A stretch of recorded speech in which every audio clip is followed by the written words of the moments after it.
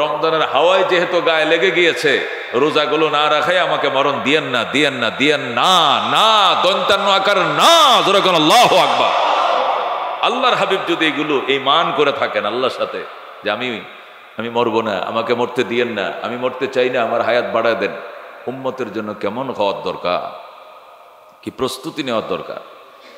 আল্লাহর হাবিব সাল্লাল্লাহু আলাইহি সাল্লাম সাহাবায়ে কেরামকে উন্মুক্ত পারমিশন দিতেন যে শাবান মাস শুরু হয়েছে, ব্যবসা প্রতিষ্ঠান গুছায় ফেলো, হিসাব নিকাশ কমপ্লিট করে জাকাতের টাকাটা সম্পূর্ণ আলাদা করে কষ্টেপ দিয়ে পেঁচাইয়া রাবাত দিয়ে আলাদা রেখে দাও, যেই রমজানের চাঁদটা উঠবে সাথে সাথে দিয়ে দিবে।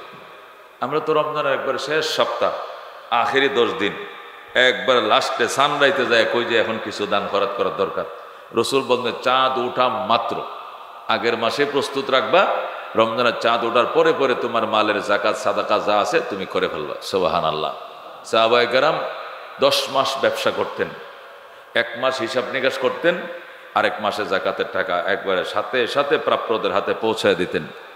এত এত উদ্গ্রীব ছিলেন সাহাবায়ে কেরাম, নবীকে বারবার বলতেন হুজুর চাঁদ উঠছেনি, আজকে শাবানের কয় তারিখ? মা লা ইয়াহফাজু মিন গায়রিহি ইয়াতাহাফাজু মিন শাবান মা লা ইয়াতাহাফাজু লিগায়রিহি। আল্লাহর হাবিব সাল্লাল্লাহু আলাইহি সাল্লাম শাবানকে এত হিসাব নিকাশ রাখতেন, অন্য মাসের এত হিসাব নিকাশ রাখতে আমরা দেখি নাই। রাসূল বলতেন সাহাবীরা রে আজকে না কয় তারিখ চলতেছে শাবানের? আজকে হুজুর 3 তারিখ। ও 3 তারিখ না, আচ্ছা আলহামদুলিল্লাহ। আল্লাহ নবী টানা রোজা রাখতেন আর বলতেন সাহাবায়ে কেরাম আমি রোজা রাখা শুরু করে দিলাম। এমনভাবে রোজা রাখতেন মানুষ মনে করতো বোধহয় রোজা উনি ভাঙবেন না, রোজা একবারে রমজানের সাথে একাকার করে দিবেন। শেষে দিয়ে 2-4 দিন ভাঙতেন। সাহাবায়ে কেরামকে বলতেন তোমরা যদি দুর্বল হয়ে যাওয়ার সম্ভাবনা থাকে, শাবানের রোজায় যদি তোমরা দুর্বল হওয়ার সম্ভাবনা থাকে তাহলে রাখা লাগবে না, 2-4টা রাখলেই হবে। কিন্তু আমি নবী টানা রাখতে চাই। রমজানকে যেভাবে রোজা রাখতেন শাবানের অধিকাংশ দিনে নবীজি রোজা রাখতেন। সুবহানাল্লাহ। নবী বলতেন শাবানু শাহরি ও রমজানু শাহরুল্লাহ। শাবান আমি নবীর মাস, রমজান আমার আল্লাহর মাস। আল্লাহু আকবার। শাবান আমার মাস, রমজান আমার আল্লাহর মাস, এই জন্য আমার মাসে আমি গুরুত্ব দেবই। এই জন্য পয়গম্বর শাবান মাসের রোজাও তেমন ভাঙতেন না, অধিকাংশ দিন তিনি রোজা রাখতেন। শাবানের দিন কন অনেক গনে গনে রাখতেন। রমজানের রোজা কবে আরম্ভ হবে আগের থেকেই বলতেই থাকতেন, প্রস্তুতি নিতে থাকতেন। ফ্যামিলির মধ্যে আলোচনা মুজাকারা চলতো, কে কে রোজা রাখবা বলো। প্রতিদিন খানার টেবিলে বসলে বলা হতো রমজান আসলে কিন্তু দিনে খানা হবে না, রমজান আসলে কিন্তু দিনে পাক শাক চলবে না, রমজান আসলে কিন্তু কোনো চা পাক চলবে না, রমজান আসলে কিন্তু সব ধরনের পাপাচার সম্পূর্ণ বন্ধ করে দিতে হবে। এখনও নেককার ফ্যামিলি যারা তারা এইভাবে মুজাকারা এখনও করে। রমজানে কিন্তু টিভি সম্পূর্ণ লক থাকবে, রমজানে কিন্তু টেবিলে কোনো খাবার টেবিলে উঠবে না দিনের বেলায়। ও দোস্ত এই মুজাকারা আগে নিলে, আগে প্রস্তুতি নিলে কাজ করতে সুবিধা হয়। আগে শপথ করলে পরবর্তীতে শপথ ভাঙতে কষ্ট হয়, এই জন্য আগে শপথ নিয়ে নেওয়া দরকার। একবারে ফ্যামিলির ছোট বাচ্চারা সহ যেন রোজার বাহিরে না থাকে। আমি আমাদের ফ্যামিলিতে দেখছি, আমরা তো আলেম ফ্যামিলি, আমার বাবা আলেম ছিলেন, আমাদের ঘরে ছোট বাচ্চাদের জন্য কোনো রান্নাবান্না সিস্টেম ছিল না। তো পানি বাট্টা আমাদের জামানায় দেখছি আর কি, পানি বাট্টা থাকলেও এটি যে ছোট বাচ্চারাও খাইছে, মা আমগরে দেখতে দেয় নাই। আমাদের ছোট ভাইরা খাইলেও ওই দরজার কোনায় বসায় চুপচাপ খাইলা, তোর ভাই আইতেছে, চুপচাপ খা, তোর আব্বা আইতেছে। রোজার দিনে খাইতে নাই, ছোট 5 বছর 6 বছরের বাচ্চা, তারপরেও বলতো চুপচাপ খা, তোর আব্বু আসার আগে তাড়াতাড়ি খাইলা। মুখটুক মুচ্ছে একবারে, যাতে তোর আব্বু মনে করে তুই রোজা রাখছস। অনেক ইফতার আনবো আজকে, অনেক ইফতার কিনে আনবো বাজার, তরমুজ আনবো তরমুজ। এই নানান আমগরে লোভ লালসা দেখাইতো ছোটবেলার থেকে। এটা ফ্যামিলি অভ্যাস, ফ্যামিলি স্ট্যাটাস কালচার যেভাবে হয় বাচ্চারা এইভাবে ফুটে ওঠে, এইভাবে ফুটে ওঠে দোস্ত। এই জন্য একদম গুনতে গুনতে দিন শেষ হয়ে যাবে, রমজান লেগে যাবে। 30 রোজা রাখিব, 30 তারাবি পড়িব, 30 সেহরি খাবো ইনশাআল্লাহ। কারা কারা রাজি আছি? আল্লাহ তুমি কবুল করো জোরে কোনে আমিন, আল্লাহ মঞ্জুর করো জোরে কোনে আমিন। আল্লাহু আকবার। আল্লাহ বলেন ফাকিমুস সালাতা ওয়া আতুজ যাকাতা ওয়া তাসিমু বিল্লাহ হুয়া মাওলাকুম ফানি'মাল মাওলা ওয়া নি'মান নাসির। আমি যে আয়াতে কারিমা আপনাদের মাঝে তেলাওয়াত করেছি, আল্লাহ তাআলা আয়াতে কারিমার মধ্যে ইরশাদ করেন ফাকিমুস সালাতা, নামাজ কায়েম করো। নামাজ কি করো? কায়েম করো। ওয়া আতুজ যাকাতা, যাকাত আদায় করো। নামাজ কায়েম করো, যাকাত আদায় করো। নামাজ আদায় করো, যাকাত আদায় করো, এভাবে বলে নাই। নামাজ কায়েম করো, যাকাত আদায় করো। ওয়াতাসিমু বিল্লাহ, আল্লাহকে মারির দাঁত দিয়া কামড়ায় ধরো। এতেসাম শব্দের অর্থ কি করা? সাইটের দাঁত দিয়া কোনো জিনিসকে শক্ত করে ধরা। সাইডের দাঁত দিয়ে কোনো জিনিস কামড়ায় ধরলে এটা কি ছোড়ায় নেওয়া যায়? রশি হলে রশি ছিঁড়ে যাবে, কাপড় হলে কাপড় ছিঁড়ে যাবে, কিন্তু দাঁতের কামড়ি ছুটবে না। কতক্ষণ ঠিক কিনা? তো আল্লাহ তাআলা ওয়াতাসিমু বিল্লাহ, আল্লাহকে সাইডের মারির দাঁত দিয়ে আঁকড়ায় ধরতে তার বলছে, তার মানে আল্লাহর উপর আস্থা, আল্লাহর উপর বিশ্বাস অবিচল রাখো। পাহাড় নড়ে যাবে, তোমার আস্থা যেন না নড়ে। যেরকম সুবহানাল্লাহ, এটা বুঝাইছেন। ফাকিমুস সালাতা, নামাজ কায়েম করো। নামাজ পড়ো বলে না, নামাজ কায়েম করো। তার মানে কি পড়া লাগবে না? পড়া তো লাগবেই। শুধু পড়াই, পড়তেই বলা হয় না, কায়েম করতে বলে। কায়েম করা মানে প্রতিষ্ঠা করা। নামাজ প্রতিষ্ঠা করা মানে নিজে নামাজ পড়া, ফ্যামিলির অধীনস্থদেরকে নামাজ পড়ানো। তোমার মেয়েটা, তোমার ছেলেটা বিএ পাস এমএ পাস করে নাই কেন জিজ্ঞাসা করা হবে না, কিন্তু তোমার উপযুক্ত মেয়েটা, তোমার ছেলেটা, তোমার বউটা নামাজ পড়লো না কেন জিজ্ঞেস করা হবে। রোজা রাখলো না কেন জিজ্ঞেস করা হবে। উচ্চ ডিগ্রি কেন নিল না জিজ্ঞেস করা হবে না।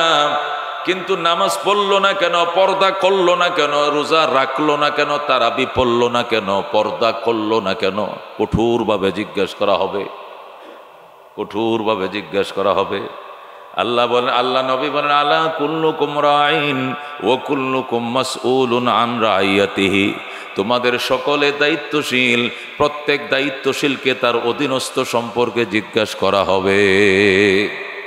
তুমি নেতৃত্ব দিয়েছ, তুমি নেতা, তুমি নেতা, তোমার আদর্শ সম্পর্কে জিজ্ঞাসা করা হবে। তোমার এলাকায় মানুষ ক্ষুধার্ত ছিল কিনা জিজ্ঞাসা করা হবে। তোমার এলাকার ভিতরে বিশৃঙ্খল ঘটনা ঘটছিল, সেটাকে দমন করছো কিনা জিজ্ঞাসা করা হবে। এলাকার অধীনে মানুষ নামাজ পড়তো না কেন তোমাকে জিজ্ঞাসা করা হবে। চেয়ারম্যানের এরিয়াতে বেনামাজি সম্পর্কে চেয়ারম্যানকে জিজ্ঞাসা করা হবে। তোমার দেশে খানা খায় নাই গরিব মানুষ, বয়স্ক ভাতা, বিধবা ভাতা পায় নাই কেন, এটা যেরকম জিজ্ঞাসা করা হবে। নামাজ পড়ে নাই কেন, এটাও জিজ্ঞাসা করা হবে। প্রত্যেকটা দায়িত্বশীল। চেয়ারম্যান তার ইউনিয়নের দায়িত্বশীল, এমপি তার এরিয়ার দায়িত্বশীল, মেম্বার তার ওয়ার্ডের দায়িত্বশীল। যে যে ইউনিটের যে দায়িত্বশীল, ইউনিট এরিয়াতে ভালো মন্দ সকল কাজের জবাবদিহিতা ওই দায়িত্বশীলকে আদায় করতে হবে। ইমামকে মুসল্লিদের সম্পর্কে জিজ্ঞাসা করা হবে, মুসল্লিদেরকে ইমাম সম্পর্কে জিজ্ঞাসা করা হবে। একটা ইমাম তার মুসল্লিদের জন্য সাক্ষী হবে হাসরের ময়দানে। আল্লাহ বলে, ইমাম সাহেব, আপনার এই মুসল্লি এরিয়ার মধ্যে এই লোকটা বসবাস করতো, মসজিদে দেখছিলেন না উনারে? ইমাম বলবে, আমি তো দেখি নাই, আমি উনারে মসজিদে আসতে দেখি নাই। আমি ইমামুল হাই ছিলাম, ইমামুল মাইয়াত ছিলাম। জিন্দা লোকের নামাজও পড়াইতাম, মারা গেলে জানাজাও পড়াইতাম। আমি ছিলাম ইমামুল হাইয়া ওয়াল মাইয়িত, আমি জিন্দা মুর্দার ইমাম ছিলাম। মরতে দেখছি, মরার সময় উনার জানাজা অবশ্য আমি পড়াইছি, লাশ আসছিল মসজিদে, কিন্তু এর আগে মসজিদে আমি এরকম দেখি নাই, মসজিদে আমার নজরে পড়ে নাই। ইমামের সাক্ষী গ্রান্টেড হবে, বলা হবে বেনামাজিকে জাহান্নামে দে, বেনামাজিকে জাহান্নামে দাও। ইমাম হবে এলাকার মুসল্লিদের জন্য কি রাজ সাক্ষী, রাজ সাক্ষী। ইমাম জানে এ মুসল্লি কোন মুসল্লি, কোন এলাকার কোন লোকটা নামাজি ছিল, এটা ইমাম সব বলে দেবে, সে রাজ সাক্ষী। এই জন্য দুস্থ আল্লাহকে নামাজ কায়েম করো। নামাজ কায়েম করার প্রথম অর্থ হলো নিজে নামাজ পড়া, অধীনস্থদেরকে নামাজের হুকুম দেওয়া, পরিষ্কার বলা, আমার ফ্যামিলিতে তুমি থাকবা, তুমি বালেগ হইছো, তুমি বালেগ হইছো, তুমি ভার্সিটিতে যদিও পড়ো বা সাবালেগ যেহেতু হয়ে গেছো, তোমার খানা পিনার যোগান দেওয়ার দায়িত্ব আমার না। চীন এবং জাপানের মতো দেশে দেখবেন খালি ছেলেরা সাবালেগ হওয়ার পর পরে আলাদা করে দেয়, তোর কামাই তোর, তোর ইনকাম, তুই কবে ডিগ্রি পাস করবে, এরপরে চাকরি নিবে, এরপরে কামাই করে তুই আমি খাওয়াবে, আর এই পর্যন্ত আমি তোরে খাওয়ামো, অসম্ভব। তুই লেখাপড়া কর আর যে কোনো কাজ শিখ, লেখাপড়া কর, কাজ কর, নিজের ইনকাম করে তুই নিজে খা, আলাদা করে দিবে। সাবালেগ হওয়ার সাথে সাথে যতদিন নাবালেগ ছিলে তোকে খাওয়ানোর দায়িত্ব আমার ছিল। যেই বালেগ হইছ তুমি লেখাপড়া করো আর করাও, যাই করো, তোমার কর্ম করে তুমি খাও এবং ডিগ্রি অর্জন করো। ও লেখাপড়া করতেছে, কাজকাম করতেছে, এমনি নানান কাজকাম করে, কিছু কামাই করে, ইনকাম করে, এই দিয়ে সে চলবে। বাস পরিষ্কার কথা, কোনো সার নাই। আমাদের দেশে 42 বছর পর্যন্ত বুড়িয়া ফাঁকিয়া যাইতেছে, মানে বিয়েও করে না, চাকরিও পায় না, বাবার মাথার বোঝা, বাবে চালায় রিস্কা, আর ফুতে আড্ডা দিয়ে বসে বসে খায়। আল্লাহ আকবার। এটি ইসলামে নাই দোস্ত, এগুলো নাই দোস্ত রে। বাবারে কবে খাওয়াইবা? বাবা বুড়া থুরথুরা হয়ে গেলো, এখনো তোমারে খাওয়ায়, বাবারে তুমি কবে ইনকাম করে খাওয়াইবা? এই আল্লাহর বন্দার কি কপালে সুখ শান্তি খোদায় দেয় নাই? এই জন্য দোস্ত, 1 নম্বর কর্মসূচি, তোমাকে নামাজ কায়েম করতে হবে। নামাজ কায়েম করা মানে নিজে পড়া, অধীনস্থদেরকে নামাজ পড়ানো। নিজের নামাজ, অধীনস্থদের নামাজ, সব নামাজ সম্পর্কে আল্লাহ জিজ্ঞাসা করবেন। এই জন্য সবচেয়ে গুরু দায়িত্ব হলো নামাজ পড়ে যায় বাসায় জিজ্ঞেস করবেন। কি জিজ্ঞেস করবেন? ভাত খাইছনি? ছেলে চিটাং ভার্সিটিতে পড়ে, বাপে ফোন করে, কয় খাবার দাবারের প্রতি, স্বাস্থ্যের প্রতি যত্ন রাখো, হ্যাঁ টাইম মতো খাবার খাইও, স্বাস্থ্যের প্রতি যত্ন রাখো। খাইছনি? খাবার খাইছনি? খাইছি। আবার কি দিয়ে খাইছো? এটাও জিজ্ঞাসা। কিন্তু ভুলেও জিজ্ঞাসা করে না নামাজ পড়ছনি? এই জোহরটা হয়েছে নি? জুমায় গেছিলেনি মসজিদে? জোহরটা হয়েছে নি? আসরটা পড়ছনি? আজকে ফজর পড়ছিলেনি? এটা ভুলেও জিজ্ঞাসা করে না, সাহসে পায় না। এটা বললে যেন ছেলে রাগ করবে না, কি বলে না মাইন্ড করে। এই জন্য স্বাস্থ্যের প্রতি যত্ন রাখো, টাইম মতো খাবার খাইও, হ্যাঁ গোসল করছনি, মানে স্বাস্থ্যের কত যত্নের কথা সে জিজ্ঞাসা করে। মায়াও বলে, বাবাও জিজ্ঞাসা করে, নামাজের কথা জিজ্ঞেস করে না। আল্লাহ কা আকিমুস সালাহ, নামাজ কায়েম করো, মানে নিজে নামাজ পড়বা, অধীনস্থদেরকে নামাজ পড়াইবা, এটাকে বলে নামাজ কায়েম করা। নামাজ এখান থেকে যাই বলবেন যে শোনো হুজুরে বলছে, হ্যাঁ নামাজের খোঁজখবর নিতে হবে। তুমি কিন্তু মনে নিতে পারবা না কিছু। আমি 5 ওয়াক্ত স্বাস্থ্যের খাবার যেরকম, গোসল করছনি? এই ছেলে গোসল করছে, ছেলে খাবার খাইছে, এটা যেরকম জিজ্ঞাসা করি, নামাজের ব্যাপারেও জিজ্ঞাসা করে। এটা নাকি আমার দায়িত্ব, জিজ্ঞাসা না করলে আমি জাহান্নামে যাব। এই জন্য আমি কিন্তু ডেলি জিজ্ঞাসা করবো, টাইম মতো কিন্তু নামাজটা আদায় করে নেবা। আমরা জুমা মসজিদে পড়ে আসছি, তোমাদের তো মসজিদে যাওয়া কোনো জরুরি না, তোমরা বাসায় জোহরের নামাজটা পড়ে নাও, জলদি নামাজ পড়ে নাও। নামাজ পড়ার পরে আমি তোমাকে নিয়ে খাবার খাইতে বসবো, নাহলে আমার সাথে বসবো না। আমি বেনামাজি নিয়ে খাবো না। আলাদা এক শান্তি, এই ফ্যামিলির মধ্যে আলাদা একটা প্রশান্তি। অল্প ইনকাম করে দোস্ত, আলু ভর্তা ডাইল দিয়ে যদি এই ফ্যামিলির লোক ভাত খায়, স্বর্গীয় শান্তি ভোগ করবে। কথা কোন ঠিক কিনা? দিলের স্যাটিসফাইড একটা আলাদা থাকবে, আলাদা একটা আত্মতৃপ্তি থাকবে। এই জন্য আল্লাহ বলেন নামাজ কায়েম করো। নামাজ কায়েম করা এক অর্থ, প্রথম অর্থ নিজে নামাজ পড়া, অধীনস্থদেরকে নামাজ পড়ানো।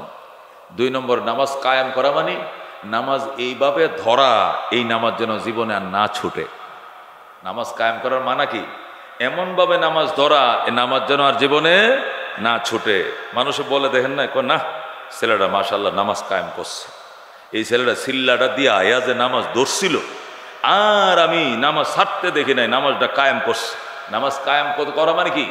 নামাজ এইভাবে ধরা, নামাজ এইভাবে প্রতিষ্ঠা করা যে আর নামাজ না ছাড়া, এটাকে বলা হয় কি? নামাজ কায়েম করা। এটা এক ব্যাখ্যা।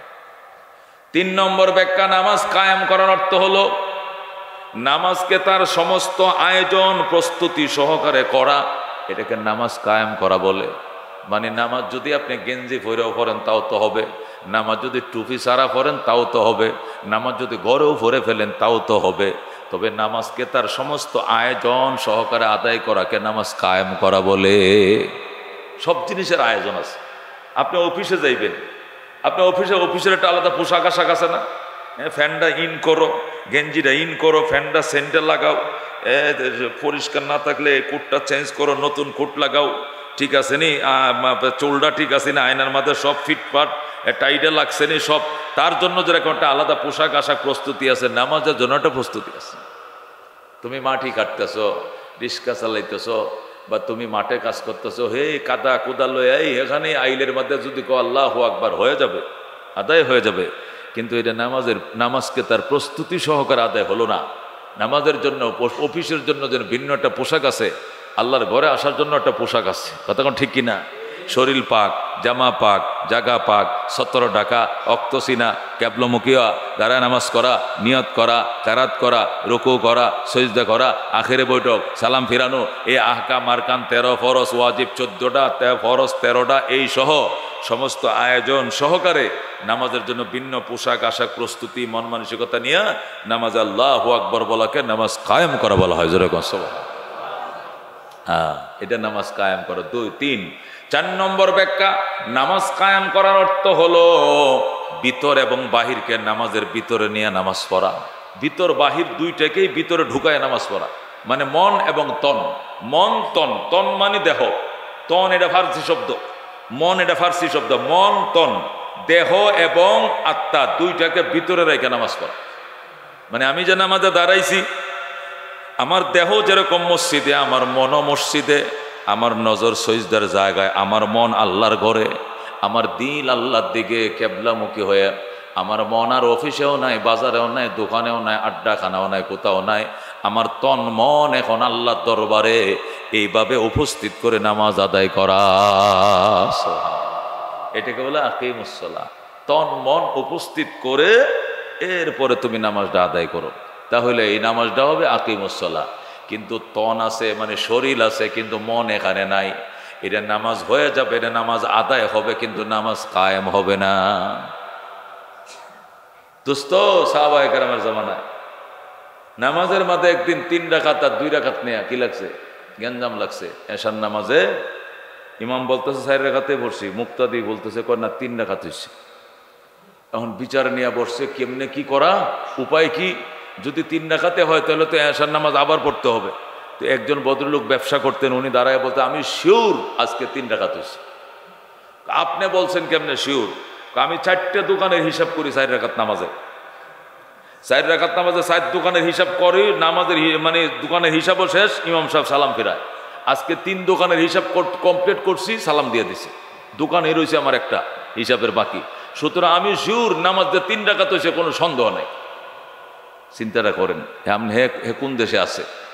সে 4 রাকাতে 4টা দোকানের হিসাব মনে মনে গুছায় ফেলায়, 4 রাকাত নামাজের ভিতরে সারাদিন যে বেচা কিনা করে, এশার নামাজের হিসাব নামাজের মাঝে কমপ্লিট করে। আজকে 3 দোকানের হিসাব করতে সালাম ফিরিয়ে দিল, মানে কি রাকাত একটা ছুটে গেছে। শেষ পর্যন্ত সবাই বলতেছে, হ্যাঁ আমাদেরও সন্দেহ হয় রাকাত যেন 3টাই হয়েছে। পরে ইমাম সাহেব নামাজ আবার পুনরায় পড়ছে। আল্লাহ রাবি বলছেন, সল্লি ফাইন্নাকা লাম তুসল্লি, সল্লি ফাইন্নাকা লাম তুসল্লি। অসুস্থ সাহাবী, পেটে পাতলা পায়খানা অনবরত, আল্লাহ নবী বলছেন নামাজ পড়ে দোয়া করো। নামাজ পড়ছে, আরো পাতলা পায়খানা, আবার নামাজ পড়ে, আবার পড়ছে, এখনো তো কমে না। আল্লাহ বলছেন নামাজ সকল সমস্যার সমাধান, তুমি নামাজ পড়ো, আবার পড়ো। পড়ছি তো সল্লি, আবার পড়ো, ফাইন্নাকা লাম তুসল্লি, আগের নামাজ হয় নাই। নবী বলছেন হাদিস, সল্লি ফাইন্নাকা লাম তুসল্লি, পড়ো নামাজ, আগেরটা হয় নাই। আরেক ঘটনা আছে, এক সাহাবীর পেটের সমস্যা, রসুল বললেন মধু খা, মধু খাইলে ভালো। মধু খাইছে, আরো পাতলা ভাইন হয়েছে, মানে আরো পানির মতো। রসুল কয় না, এটা মিথ্যা কথা হইতে পারে না, কোরআনের মধ্যে যে মধুর কথা আসছে শেফা, এটা শেফা হবেই, আবার খা মধু। কয় না, তোমার ফেডে মিথ্যা বলতেছে, মধু মিথ্যা বলতেছে না, তুমি আবার খাও। চতুর্থবার কয় মন তন দিলে প্রাণে নামাজটা পড়ো। এরপরে নামাজ পড়ছে, পড়ে এসে রসুলকে বলে, হুজুর আমার পেট থেমে গেছে, আমার পায়খানা কন্ট্রোলে এসে গেছে, যেরকম আল্লাহু আকবার। আরেক সাহাবী এসে হুজুর অভাব, নামাজ পড়, নামাজ পড়ো। অভাবে নামাজ পড়লে কি খাবার তো নাই পেটে, নামাজ পড়তে বেড়া। নামাজ পড়ে কয় কোনো ব্যবস্থা হয় না, কয় নাই, কত নামাজ হয় না, আবার পর নামাজ। এইভাবে 3বার নামাজ পড়াইছে। এরপরে ব্যবস্থা রসুলকে 4বার পর বেটা। আবার সাহাবী নামাজে দাঁড়াইছে, পরে দেখে যে আটা ভাঙ্গার জাতা আছে না, এই যে চাকা, এটা ঘুরে, যে আগের দিনে আর কি, এখন তো আধুনিক মেশিন বাড়িছে, আগে তো জাতা দিয়ে কি করতো, আটা দিয়া মোটা আটা বানাইতো, গম ভাঙ্গাইতো আর কি, গম কলই মাসকলই এগুলো ভাঙতো কি দিয়া, আমাদের ছিল, আমার মায়ে দেখছে এভাবে ঘুরাইতো। ওই জাতা সাহাবায়ে কেরাম ভুট্টা ভাঙতো জাতা দিয়া, গম ভাঙতো।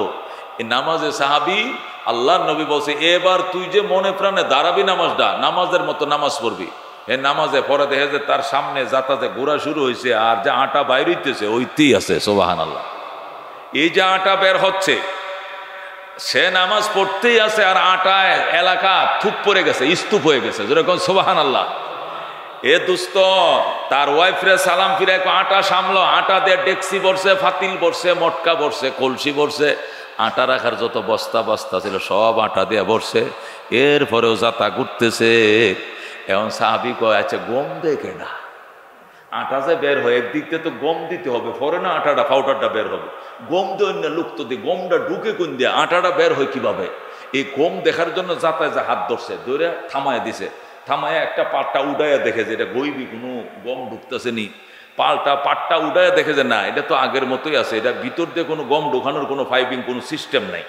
এই যে থেমে গেল, থামার পরে রাসূলুল্লাহ দরবারে যা বলি, আর রাসূলুল্লাহ এমন এমন ঘটনা। হুজুরে কয়, আমারও কিছু আটা দে, আমার ফ্যামিলির জন্য কিছু দে। কয় হুজুর বন্ধ হয়ে গেছে। কয় বন্ধ হইব কাবেটা? আমি আর্ধেক ধরছিলাম, আমি দেখতে গেছিলাম। কি সর্বনাশ করছ, গোটা মদিনাবাসীর সকল চাহিদা আল্লাহ মিট করে দিতেন, তোরা আমার সাথে কথা না বলে এটা দেখতে গেলে কেন?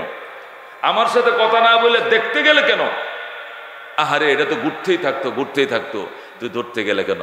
দর্শস সর্বনাশ করছস। আহারে বন্ধ হয়ে গেছে, আর যাতা দেয়া ও আটা আর বের হয় নাই। এরপরে এই গড় পার্শ্ববর্তী গড়ে যত জায়গা যন্ত্র ছিল আটা রাখার সব ফিল আপ হয়ে গেছে। যেরকম সোহান। এই জন্য আল্লাহ ফাকিমুসসালা, নামাজ কায়েম করো, ওয়া আতুজ যাকাত, যাকাত আদায় করো, ওয়া তাসিমু বিল্লাহ, আমি আল্লাহকে শক্ত করে ধরো। নামাজ কায়েম করো, যাকাত আদায় করো, আমাকে মজবুত করে ধরো। আমাকে মজবুত করে ধরো মানে আমার উপরে আস্থাশীল হও। লা তুশরিক বিল্লাহ, রসুল বলছেন আল্লাহর সাথে শরীক করিও না। ওয়াইন কুতিলতা আও হুররিকতা, যদিও তোমাকে হত্যা করা হয় অথবা জ্বালিয়ে দেওয়া হয়, তোমাকে হত্যা করা হলেও, তোমাকে জ্বালিয়ে দেওয়া হলেও, হত্যা হয়ে যাইবা, জ্বলে যাইবা, তবু গো আল্লাহর সাথে শরীক করবা না। শরীক করা যাবে না। কি করা লাগবে? আল্লাহকে শক্ত করে ধরতে হবে। এমন ধরবা তুমি দেখো আর নাই দেখো, শয়নে স্বপনে অন্ধকারে আলোতে সর্বদাই তার উপরে আস্থা। কার উপরে? আল্লাহর উপরে। শয়নে স্বপনে সর্বাবস্থায় তার উপরে আস্থা, তার উপরে বিশ্বাস। এক আল্লাহর উপরে আস্থাশীল হও, এক আল্লাহর উপরে বিশ্বাসী হও।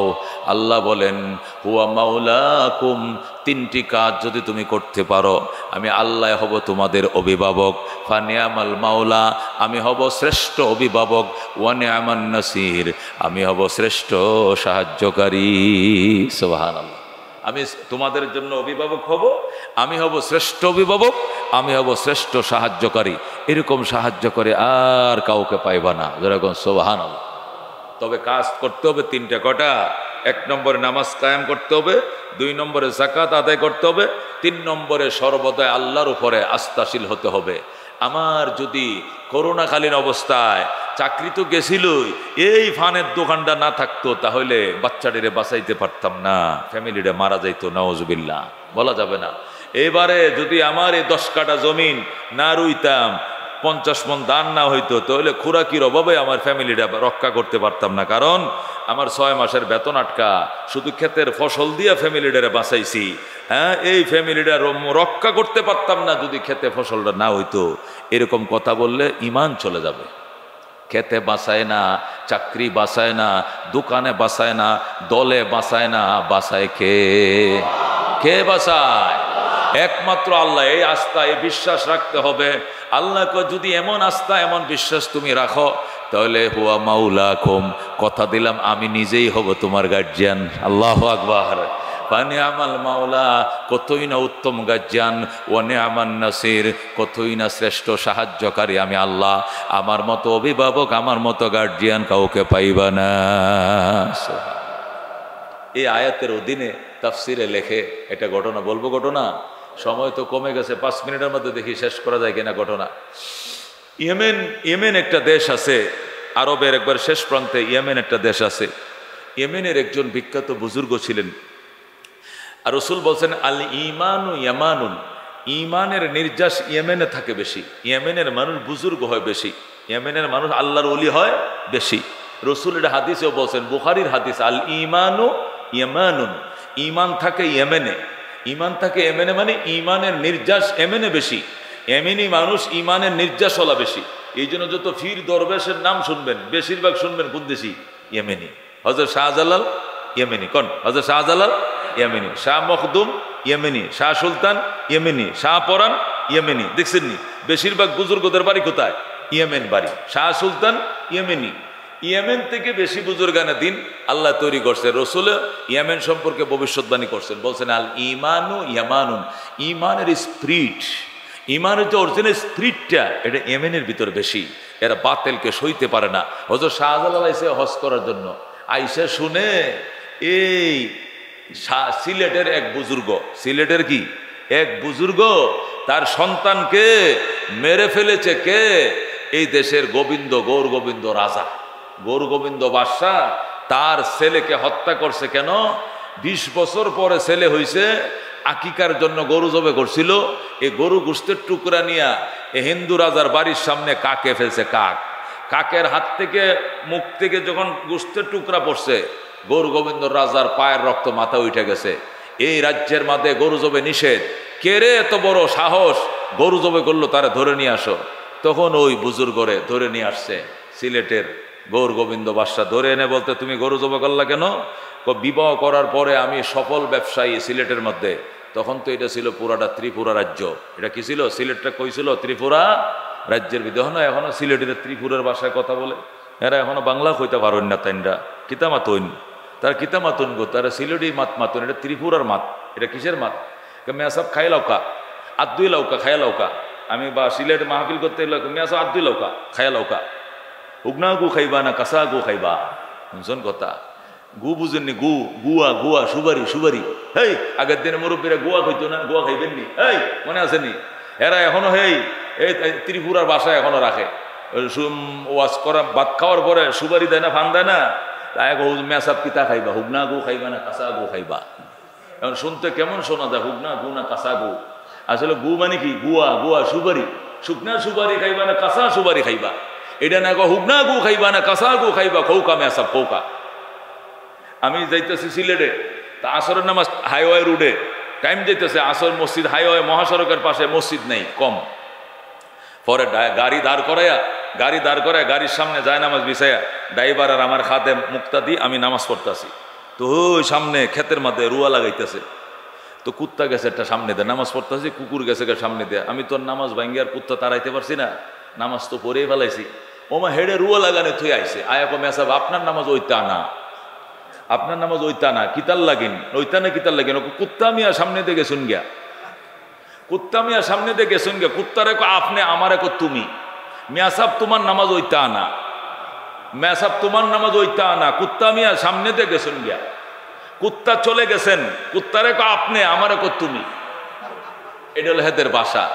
আমি কইছি ওইতো না, না ওইতো, এটা আমি বুঝবাম, তোর চিন্তা, তুই রুয়া লাগা গাজা। এই রুয়া তো ফতুয়া দিছে আইসে আমারে, এই রুয়া লাগাইতেছে ধান খেতে, রুয়া গাড়ায় বুঝেন না, এই রুয়া থইয়া আইসে কয় আপনার নামাজ ওইতা না, কুত্তা মিয়া সামনে দেখে শুন গিয়া।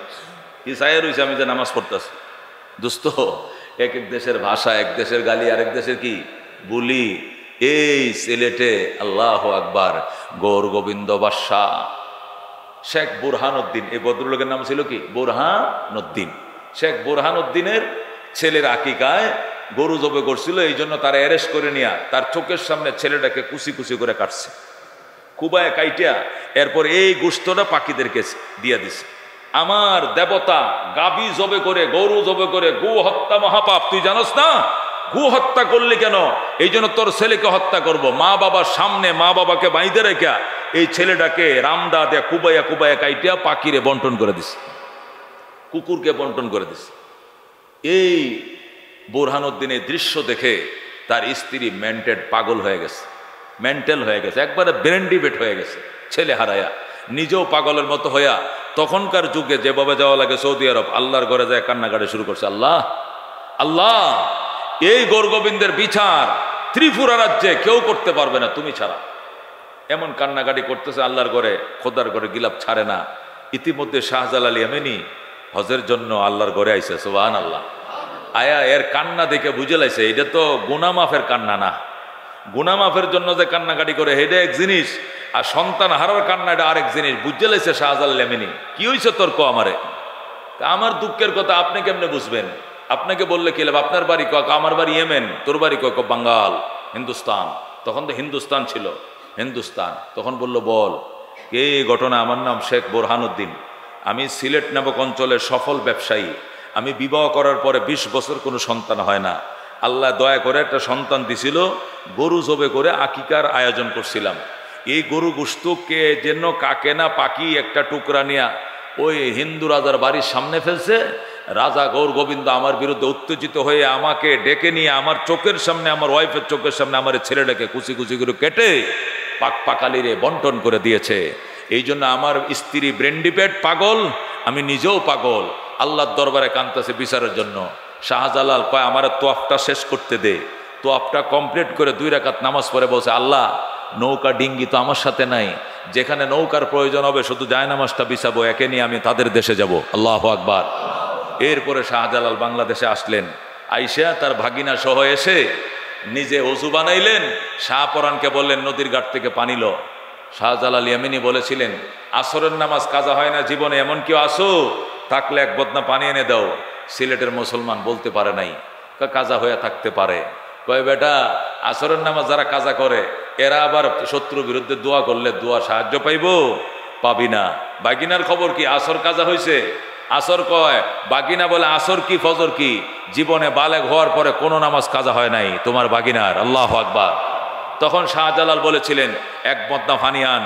এক বদনা ফানি সুরমার থেকে এনলো, ওযু বানায়, মামায় পানি দিয়ে ওযু বানায়, বাগিনারা দে আজান দিছে, বাগিনা আজান। আল্লাহু আকবার, আল্লাহু আকবার, আল্লাহু আকবার। এক একটা আজানের শব্দ, এক একটা তাকবীরের ধ্বনি, এক একটা তালা ভেঙ্গে ধুমরে মাটির সাথে মিশে যায়। 4 বার আল্লাহু আকবার বলছে, 4টা তালা ভেঙ্গে মাটির সাথে মিশে যায়। আল্লাহু আকবার। रह गया रुस्म आज़म रूह बेलाली न रहीम, रह गया रुस्म आज़म रूह बेलाली न रहीम, फलसफा रह गया तलकीन गजाली न रही। अरे दोस्तो, हज़रत शाहजालाल ইয়ামিনী এরপরে এই আঘাতের পরে এই তার ভবন ভেঙ্গে পড়ার পরে যে সে বর্ডার পার হয়েছিল, এই যে গোবিন্দ রাজা সিলেটের সীমানা পার হয়েছিল, আইজো গেছে কাইলো গেছে, আর সিলেটের সীমানায় ঢোকে নাই। এরপরে তো সিলেট বাংলার এই বিহার থেকে, এর থেকে ত্রিপুরার থেকে এটা বাংলার অধীনে নিয়ে চলে আসছে, এটা রাজ্যই ভাগ করে ফেলছে। যেরকম আল্লাহু আকবার। যে রাজ্যে শাহজালাল বসবাস করবে এই রাজ্য হিন্দু রাজার সাথে রাখা যায় না, পরে তারা রাজ্য আলাদা করে সিলেটটাকে বাংলার সাথে এই রাজ্যের সাথে তারা দিয়ে দেয়। দেওয়ার পরে তারা নিজের আত্মরক্ষা করে। যেরকম আল্লাহু আকবার। সেই ইয়েমেনের একজন বুজুর্গ, ওনার নাম ছিল সুলতান ইবনে আদেল রহমতুল্লাহ আলাই।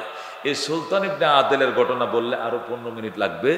এটা আগামী শুক্রবারে আল্লাহ বাঁচাইলে শাহবানের আলোচনার সাথে এক ফাঁক দেয়া ওই আল্লাহর ওলির আলোচনা এবং তার বীরত্বের ঘটনা, এবং আল্লাহর দরবারে নামাজ কায়েম করলে, যাকাত আদায় করলে, আল্লাহর উপরে আস্থা অবিচল থাকলে, আল্লাহর উপরে বিশ্বাস পাকাপুক্ত থাকলে আল্লাহ যে শয়নে স্বপনে হায়াতে মৌতে সর্বত্রে সাহায্য করে, এর দৃষ্টান্ত স্বরূপ তাফসিরের মধ্যে যে আল্লাহর ওলির ঘটনা আনছেন, এই ঘটনা ইনশাআল্লাহ আগামী শুক্রবারে। আজকে সময় ওভার। আল্লাহ তাআলা আমাদেরকে আমল করার তৌফিক দান করুক। আমিন। ওয়া আখিরু দাওয়ানা আনিল হামদুলিল্লাহি রাব্বিল আলামিন। যারা সুন্নত পড়ে নাই 4 রাকাত সুন্নত পড়ে নাই।